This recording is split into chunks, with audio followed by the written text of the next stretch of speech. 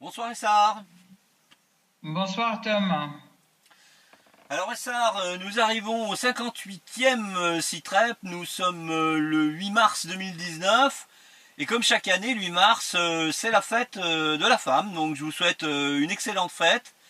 Je sais d'ailleurs que vous y Merci. reviendrez, que les femmes syriennes ont fêté également cette journée particulière en Syrie, Oui, dans toute la Syrie, enfin oui. presque toute, hein. En fait, il y a eu effectivement beaucoup de manifestations, une manifestation plutôt pour la femme mère des martyrs, pour la femme militante, pour la femme qui a tenu bon dans le pays, etc. De la même manière d'ailleurs qu'aujourd'hui, la marche du retour, dans le cadre des marches pour le retour des femmes palestiniennes, ça a été aussi la marche des femmes palestiniennes pour la libération de la Palestine. Donc c'était pas seulement des femmes, bien entendu, c'était des femmes et des hommes et énormément de monde qui à Gaza a fait aussi la marche pour le retour. Qui se sont exposés, en fait, comme d'habitude d'ailleurs, les forces de l'occupant israélien se sont attaquées à tout le monde avec des vraies balles, hein, des vraies armes, je peux dire, et puis bien sûr avec des gaz lacrymogènes, avec des produits aussi toxiques qui ont mis beaucoup de personnes à mal. Il y a eu 2 personnes qui ont été tuées, il y a eu beaucoup de blessés. Je voudrais dire quand même qu'au jour d'aujourd'hui, le bilan, il est à 250 blessés. Le bilan de ces marches, c'était la 50e marche aujourd'hui. Il y a plus de 2500 blessés et puis 250 morts. Ce qui a fait qu'il y a eu effectivement un rapport aussi de l'ONU qui condamne Israël et j'en suis ravi parce que c'est bien la première fois où on parle des crimes des crimes de guerre et des crimes contre l'humanité par rapport aux pratiques sionistes contre la population et les pratiques de l'occupant en fait, hein, de l'occupant israélien contre la population. Bien sûr, alors ces dernières journées ont été ponctuées de destruction de maisons, d'arrestations dans toute la Palestine occupée, donc du côté de Bethléem, du côté de Ramallah aussi, pas seulement dans le secteur de Gaza. Mais donc il y a eu des violations de domicile, des arrestations d'enfants, des kidnappings d'enfants, des arrestations d'enfants. Et en plus, alors l'horreur, c'est ils amènent les enfants, ils les castrent, hein. Non seulement ils arrêtent les enfants et ils les emprisonnent, mais aussi il y a un travail sur leur corps et de castration, de ils piquent des organes, etc. Des vrais crimes qui sont jusqu'à présent qui sont pratiqués par l'État d'Israël, par l'État d'occupation israélien en toute impunité contre la population. Donc tout ça, effectivement, on peut dire qu'on est tout à fait solidaire avec tous les peuples du monde peuvent être solidaires avec le peuple palestinien et il est important de se soulever contre ce pouvoir d'occupation qui est non seulement ignoble et fascisant, mais qui pratique des crimes sur les gens et sur leur corps et sur leur terre, sur leur maison, mais aussi même ils vont jusqu'à aussi envahir les prisons et arrêter déjà les prisonniers et leur faire subir des sévices. Donc, je peux dire toute ma solidarité avec non seulement les femmes, mais avec tous les Palestiniens, tous les Syriens, tous ceux qui luttent contre, contre l'horreur et contre la domination, pour un monde meilleur, pour la paix et pour une vie meilleure des peuples, en toute souveraineté et en toute liberté et en toute comment dire, souveraineté et puis en toute fierté nationale, je peux dire. Voilà. Vous m'avez signalé d'ailleurs, juste avant le début de ce SITREP, Essar, que l'armée israélienne avait tiré avec des chars au sud-ouest de la bande de Gaza. Hein. Effectivement. Effectivement, ils ont bombardé aussi des villes dans le sud-ouest de Gaza. Et bon, ben, ça continue. Et je veux dire, de toute façon, la résistance ne riposte pas encore, mais tout ça, la résistance palestinienne, comme l'axe de la résistance ripostera quand il le faudra. Et puis les Israéliens seront surpris des conséquences. Mais là, pour l'instant, ils sont en train d'agresser tout le monde à droite, à gauche, et je pense que Netanyahou est en train d'essayer de faire une fuite en avant, en fait, hein, parce que lui, il est attaqué, il est en difficulté, et il cherche à créer diversion. J'ai appris aujourd'hui aussi il commence à faire dans le nord de la Palestine occupée, il commence à faire un forage pour le pétrole. Donc, alors qu'il n'a pas le droit de voler le pétrole palestinien, puisque c'est dans la région de Gaza aussi. Donc, il n'a pas le droit d'après les règles internationales, hein, et d'après la loi internationale, mais bon, donc là, il commence en défiant toutes les lois. Voilà.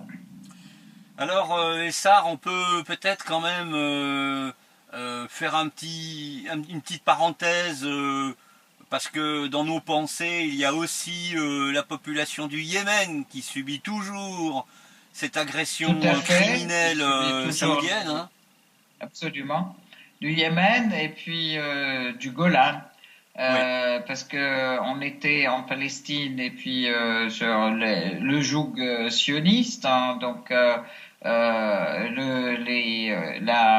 Golan syrien occupé subit aussi les exactions israéliennes, puisque tour à tour, et là après la campagne d'israélisation et puis des cartes d'identité israéliennes qui ont été distribuées, une volonté de faire des élections de conseils locaux qui ont été refusées par la population, et suite à quoi il y a eu aussi des blessés et des arrestations massives aussi parmi la population. Les Israéliens voulaient installer des éoliennes et puis exproprier donc l'ensemble des habitants du Golan qui habitent sur ces terres où ils veulent installer des éoliennes. Donc les habitants du Golan ont résisté, refusent de quitter leur maison. Ils dénoncent cette manière de s'approprier par la violence leurs terres, et puis sous des prétextes nombreux et de production d'électricité, etc.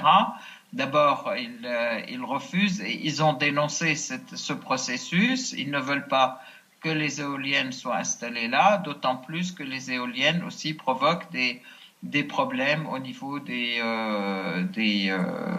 répercussions physiques importantes, en fait, au niveau des vibrations.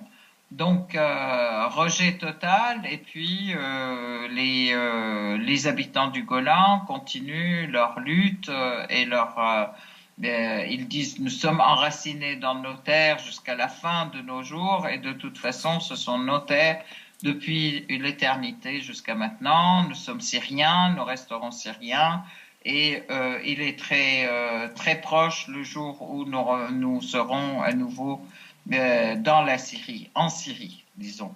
Donc, c'est-à-dire que l'État, il cherche, il demande effectivement à ce que l'armée syrienne puisse les libérer bientôt, et ils sont toujours solidaires de l'armée syrienne et puis des victoires qui se font en Syrie. D'ailleurs, justement, je voulais aussi rappeler que l'aviation israélienne participe aussi aux côtés des Saoudiens dans le bombardement du Yémen. Alors, dans cette guerre ignoble et ces blocus ignobles contre le Yémen, Israël participe activement dans cette guerre aux côtés aux côtés des Saoudiens. Et donc, c'est eux peut-être qui dirigent aussi. Donc, ça continue au niveau des Israéliens, les agressions au niveau des Israéliens. Il y a eu des agressions sur le sud de la Syrie, des agressions, des violations du ciel libanais, et aussi par l'armée, par les forces aériennes, des drones et puis des avions israéliens qui ont tiré quelques missiles sur la Syrie. Ça, c'est il y a une semaine. Il y a bien 10 jours même de ça. Donc voilà, toutes ces violations, elles sont impunies, mais nous les dénonçons, nous Syriens, nous les dénonçons régulièrement à l'ONU et exigeons effectivement que l'ONU puisse prendre les mesures nécessaires pour arrêter ces violations de la souveraineté à la fois du ciel libanais et puis de la Syrie et puis et du Golan par les Israéliens. Donc je voudrais quand même faire un petit topo sur la situation générale en Syrie. L'État syrien contrôle aujourd'hui 85% du territoire syrien. La partie Idlib et le gouvernorat d'Idlib contient tous les terroristes qui ont été sortis de tous les autres coins de la Syrie. Donc c'est un dépôt de terroristes. Il y a la Turquie qui contrôle une partie d'Idlib, et puis la Turquie par l'accord de Sochi qui a été conclu entre l'Iran, la Turquie et la Russie. La Turquie était garante de la sortie des terroristes de cette région. Cet accord a été conclu le 16 septembre 2018, et puis il était question que jusqu'au 15 octobre 2018, il devait retirer les armes lourdes de tous les terroristes, et que à la fin de l'année 2018, l'État syrien devait reprendre le contrôle de cette région après que la Turquie ait retiré l'ensemble des terroristes de ce pays. Or, il s'est passé que de toute façon, la Turquie n'a rien fait dans ce domaine, que bien au contraire, la Turquie a continué à soutenir les terroristes dans la région, notamment les terroristes d'Al-Nosra. Il y avait 32 factions qui étaient présentes à Idlib, qui se battaient entre elles. Et la Turquie a soutenu complètement Al-Nosra, qui a fait la guerre aux autres. Et en fait, aujourd'hui, Al-Nosra contrôle presque la totalité du gouvernorat d'Idlib à 2-3 factions près. C'est-à-dire, il y a 2-3 équipes qui sont encore dans le secteur. Et puis du côté de l'Est, donc des frontières avec l'Irak, à chaque fois que l'armée syrienne avance pour éliminer complètement Daesh, il y avait des poches de Daesh, rappelez-vous, du côté des Touloul al-Safa, du côté de Boukamal.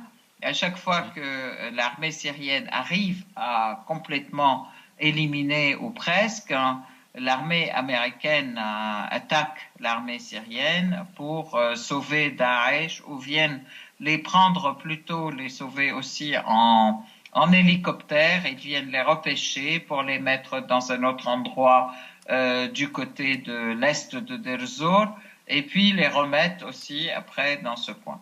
Donc il est clair que les Américains font tout pour qu'il y ait une poche de terroristes qui sépare la Syrie de l'Irak, de manière à empêcher qu'il y ait un passage par les terres, un passage pour les camions, pour des voitures, etc., qui aille de la Syrie à l'Irak et en Iran, ce qui faciliterait quand même la vie sur le plan économique, le passage terrestre, pour le transport terrestre, quoi.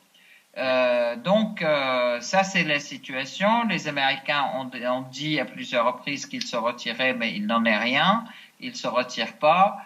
Ils font semblant de se retirer, mais il y en a d'autres qui viennent, etc.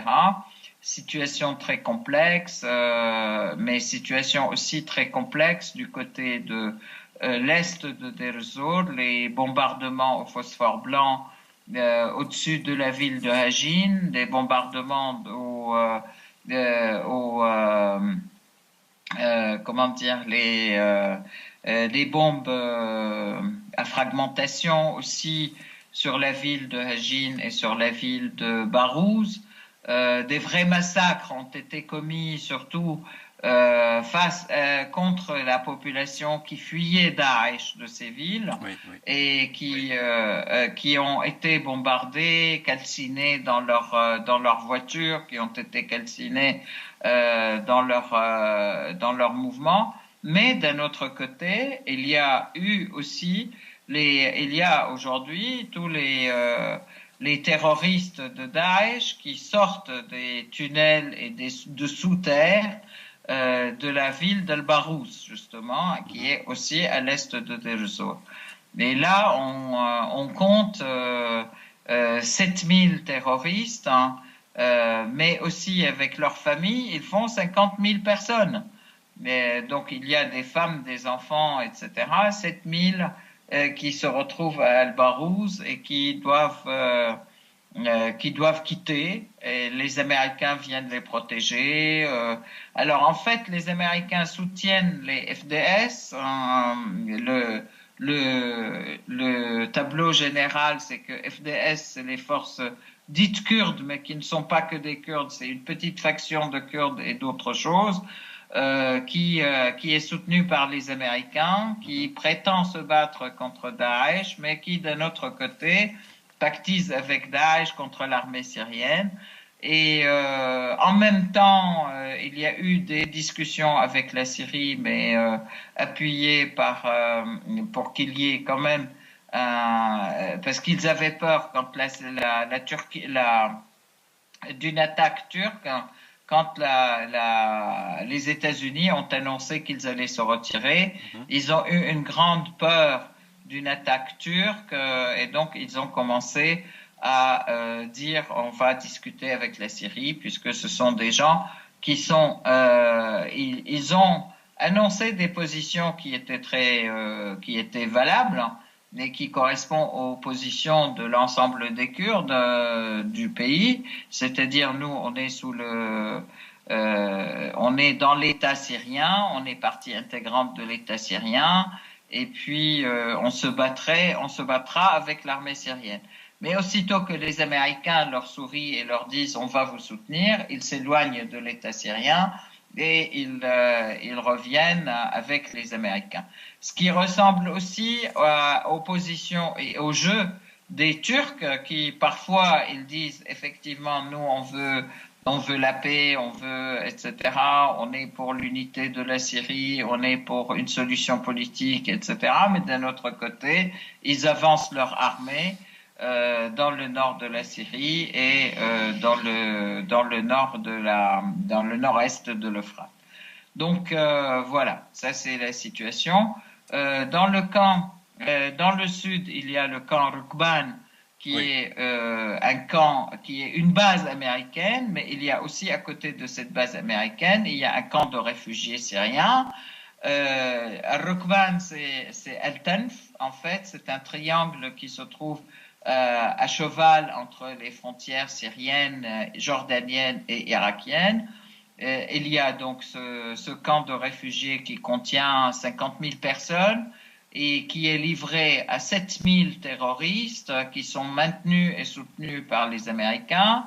La Syrie et la Russie ont fait, après beaucoup de discussions et etc., ont créé avec l'ONU deux zones de passage pour que les réfugiés puissent revenir chez eux, puisque ce sont des réfugiés essentiellement de la zone sud de la Syrie, qui a été libérée donc récemment, c'est donc de Daraa, Souaïda, etc., qui ont été libérés récemment par l'armée arabe syrienne, et donc il est temps qu'ils reviennent chez eux.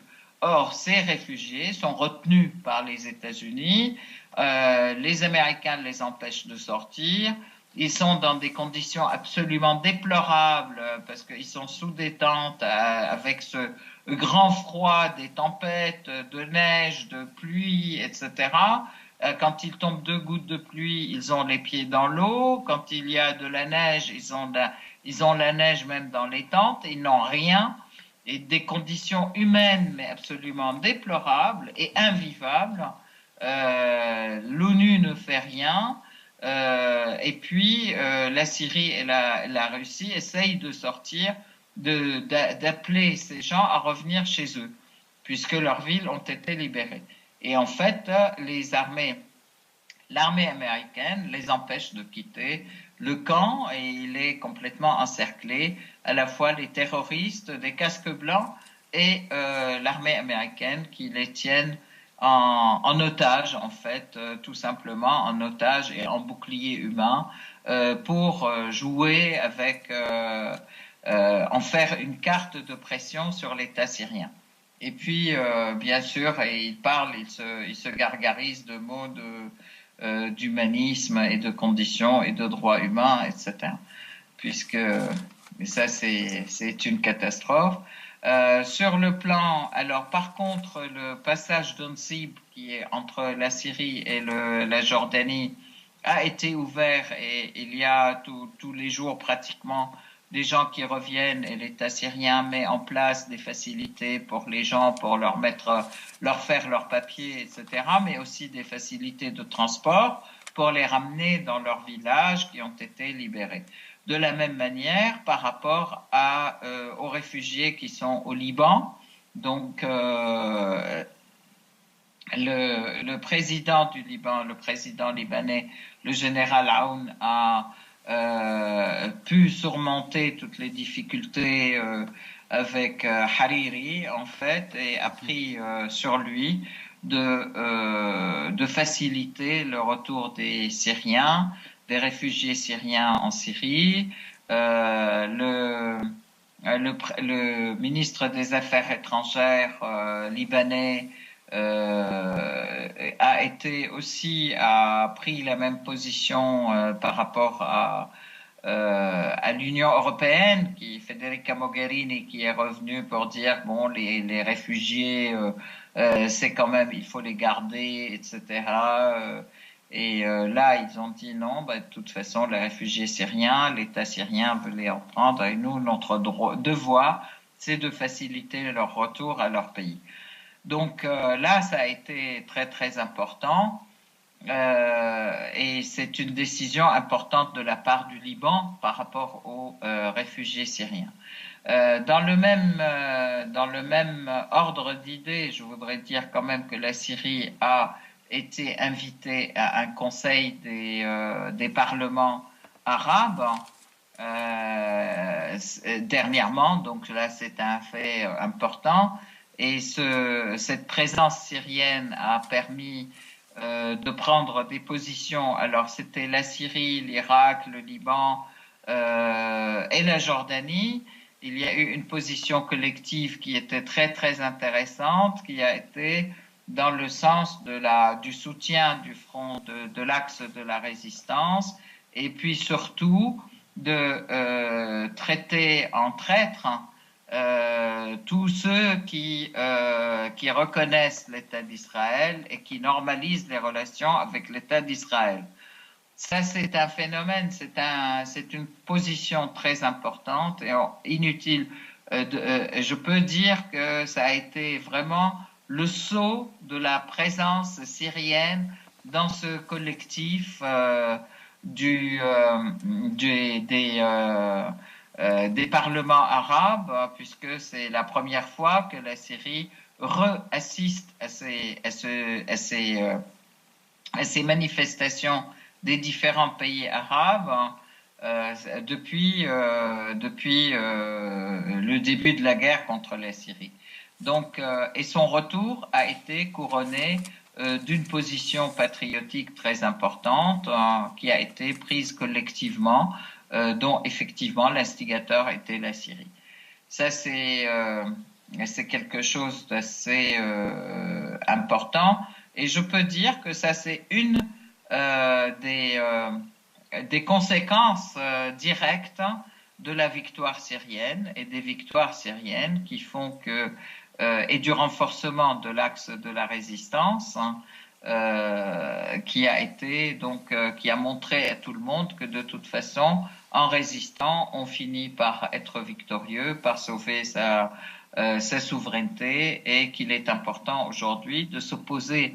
Ah oui, puis le point important, c'est que Jérusalem restera la capitale de la Palestine à jamais, et donc la position importante, c'est contre la judaïsation de Jérusalem et contre le contrat du siècle, disons, qui est présenté par l'administration américaine.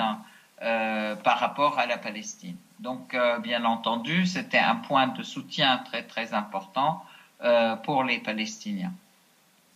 Si je reviens donc après, ça s'est passé avant la visite du président Assad à l'Iran, donc où il a pu rencontrer le chef de la révolution, Khamenei, où il a rencontré aussi le président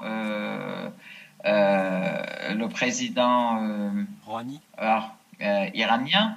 Donc les points les plus importants, c'est que d'abord il a félicité l'Iran pour sa victoire, la 40e année après la révolution et sa résistance au blocus et à toutes les sanctions qui sont imposées, et que malgré tout l'Iran s'est développé sur le plan de la recherche scientifique, de la santé, sur le plan militaire, sur le plan économique et politique, etc., et sur le plan de la population, et surtout sur le plan aussi de l'enseignement et de la science et de la recherche scientifique, et de la réalisation aussi de ses propres armes militaires lui-même.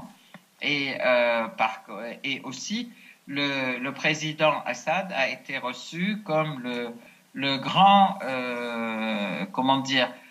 leader arabe victorieux, donc et triomphant. Donc ça a été une rencontre au cours de laquelle la Syrie et l'Iran ont resserré leurs liens, ont réaffirmé leur unité stratégique, unité dans la stratégie de résistance et de lutte contre le sionisme d'une part, et puis de coopération économique, scientifique, militaire, etc., pour faire face au blocus dont ils souffrent tous les deux, au blocus économique qui est exercé par les États-Unis et les pays de l'OTAN contre l'axe de la résistance. Je tiens quand même à dire, effectivement, ça a été donc une très belle rencontre, mais qui a permis aussi, sans doute, de poser la stratégie militaire pour la suite des événements en Syrie. Et donc, il a certainement été question d'Idlib et des accords Astana, à Sochi, et la Turquie qui n'applique pas ces accords. Mais bon, donc ça, on n'en sait pas plus sur ce détail. Mais je pense que la Syrie est assurée quand même du soutien de l'Iran, malgré le blocus sur tous les plans, de toute façon.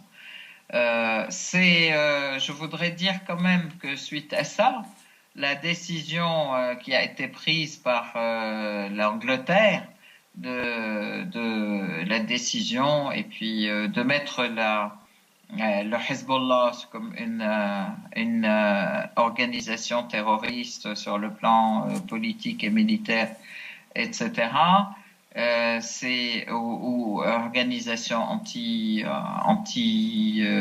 antisémite.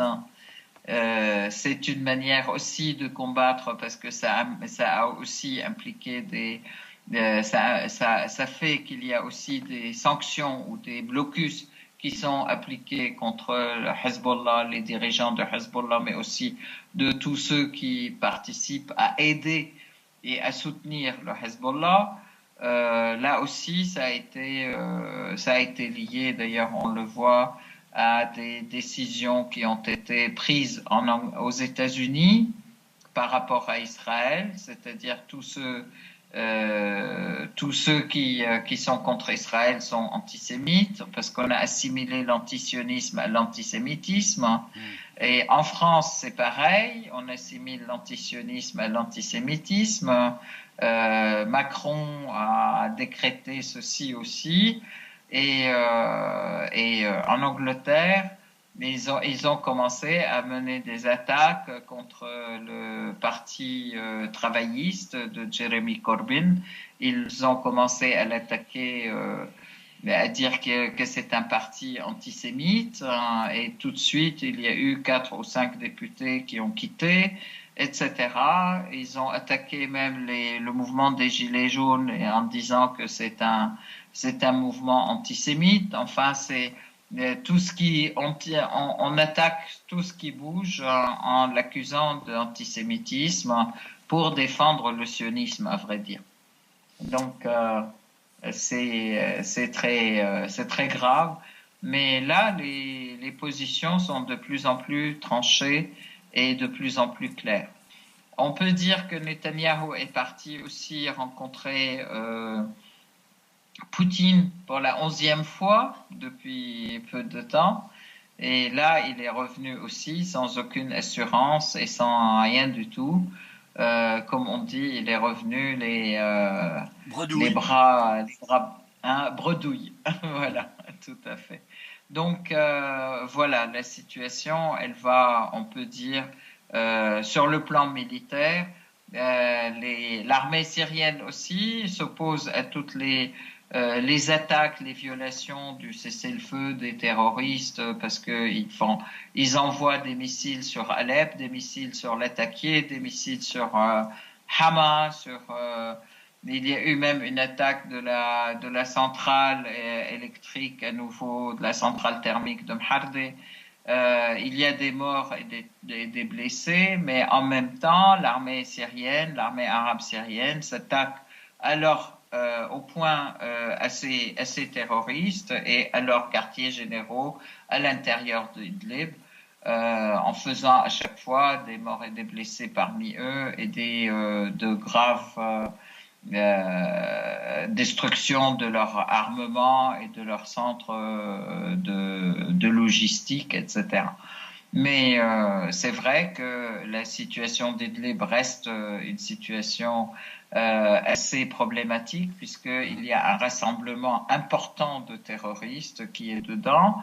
D'ailleurs, aujourd'hui, même Erdogan, il a menacé les États-Unis en leur disant on va vous envoyer 1,5 million des terroristes d'Idlib. En fait, je pense qu'il y a une grosse exagération dans les chiffres, hein. on va vous les envoyer, on va pas les envoyer en Turquie, en Europe, mais on va vous les envoyer aux États-Unis. Enfin, ça fait un peu, sourire, je peux dire. Mais d'un autre côté, Al-Hashd al-Sha'bi du côté de l'Irak a aussi à nouveau lancé ses opérations à Al-Anbar contre les poches restantes de Daesh. Alors maintenant, un point important, tout le monde sait que ces terroristes qui sont repêchés par les Américains sont amenés ailleurs. Et les gens se posent la question, le monde entier se pose la question, où est ce ailleurs? Donc en fait, ils les amènent en partie au Pakistan, en partie en Afghanistan, en partie, etc. Et le reste, on ne sait pas. Et c'est pas encore très connu, mais on pense que c'est aussi vers les frontières de la Russie ou de l'Ukraine. Donc c'est un embrasement général que préparent les Américains ou que prépareraient les Américains par des attaques terroristes ou en disséminant ces terroristes un petit peu partout.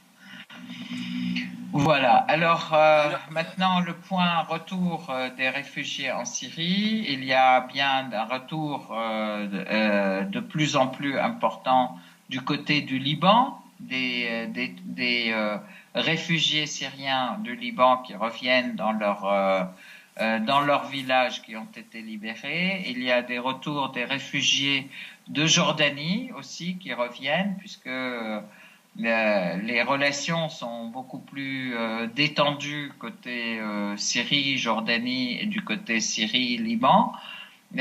Donc, il reste effectivement des réfugiés de Rukban qui sont complètement pris en otage et interdits de revenir dans leurs villages du sud de la Syrie, qui sont libérés par les hordes américaines, par les Américains et les terroristes qui sont là-bas.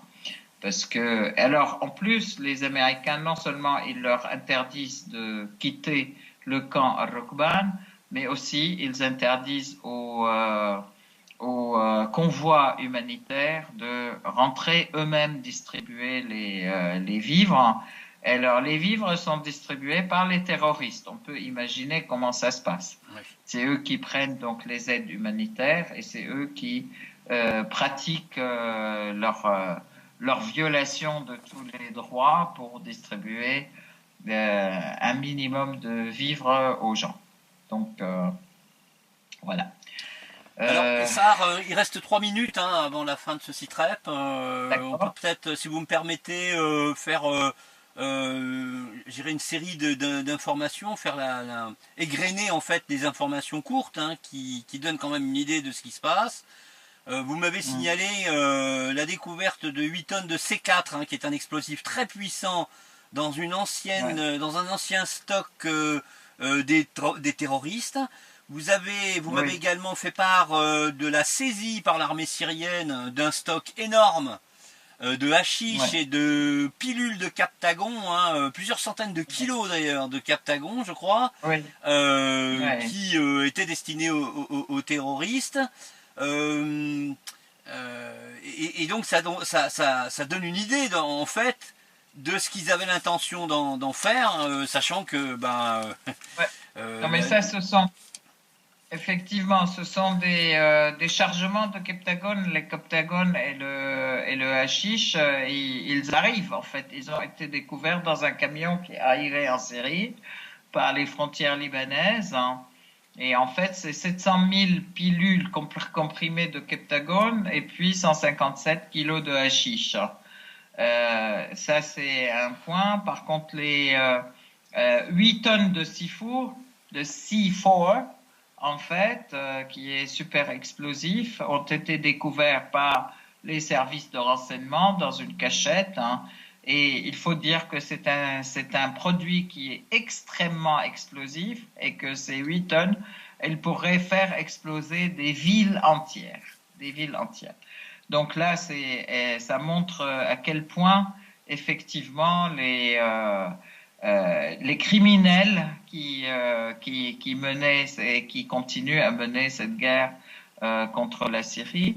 Moi, j'aurais voulu aussi parler 2 minutes une minute rapidement de la reprise économique en Syrie, que les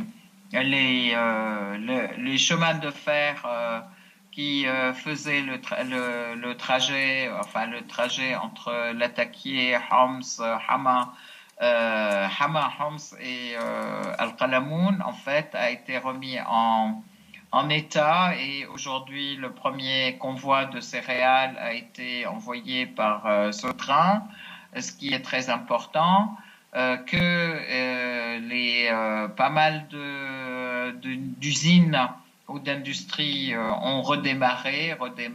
La Syrie participe régulièrement à des salons fabriqués en Syrie, etc.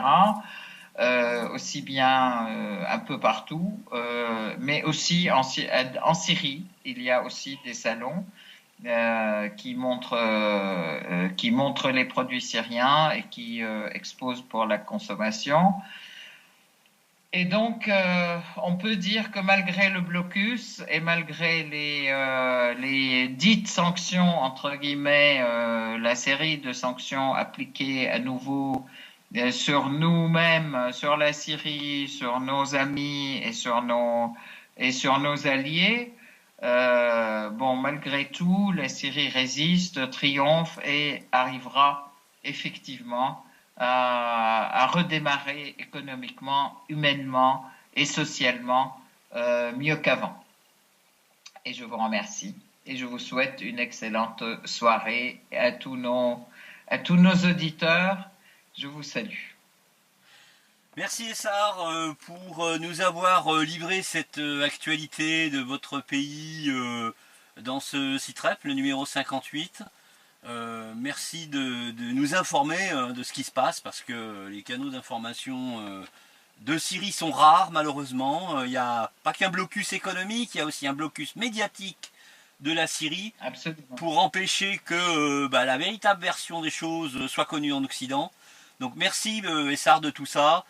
Il ne me reste plus qu'à vous souhaiter une belle soirée et puis à vous donner rendez-vous dans 15 jours pour le 59e CITREP. Merci à vous Tom et à tout le monde. À très bientôt. Au revoir Essar. Merci.